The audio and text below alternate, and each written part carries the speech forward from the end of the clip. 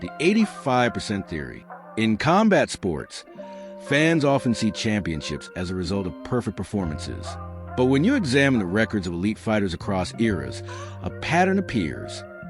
The best athletes rarely operate perfection, yet they consistently perform within a high-performance window.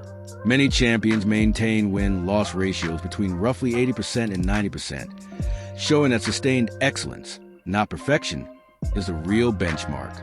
This observation forms the foundation of what could be called the 85% theory. The idea is simple. If elite competitors consistently perform in the upper performance band, then serious athletes must train and prepare themselves to operate at 85% output or higher when the moment demands it. Managing this level of output matters because peak performance cannot be sustained constantly without breakdown.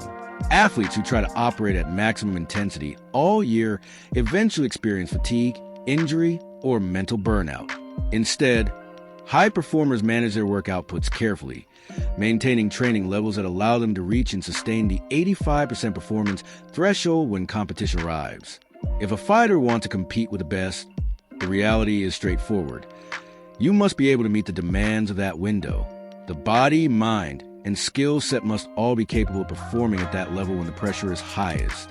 At a basic level, reaching and sustaining this performance window depends on several key categories.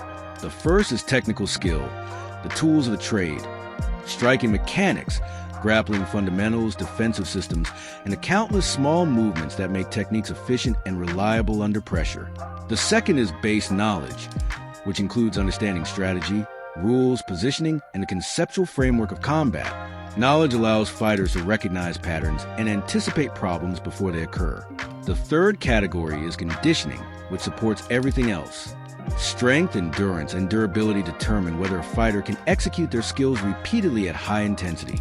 Even the most skilled athlete cannot maintain elite output without the physical engine to support it. The fourth category is experience, built through time in the gym and competition. Experience is not just measured in years. It is measured in frequency and duration. How often an athlete trains, how long they stay engaged in the process, and how many live situations they encounter. Finally, there is the implementation of Fight IQ. Fight IQ is the ability to apply skills, knowledge, and experience in real time. It is the difference between knowing techniques and knowing when to use them. High Fight IQ allows athletes to control pace, manipulate distance, solve problems mid-fight, and make decisions under pressure. Together, these elements form the pathway toward operating in the elite performance window. The 85% theory does not claim that athletes must be perfect. Instead, it recognizes that championships are built by those who can repeatedly perform at a high level when it matters most. If a fighter wants to reach the top of the sport, the message is clear. Train intelligently, manage your outputs, and prepare yourself to meet the demands of the 85% window.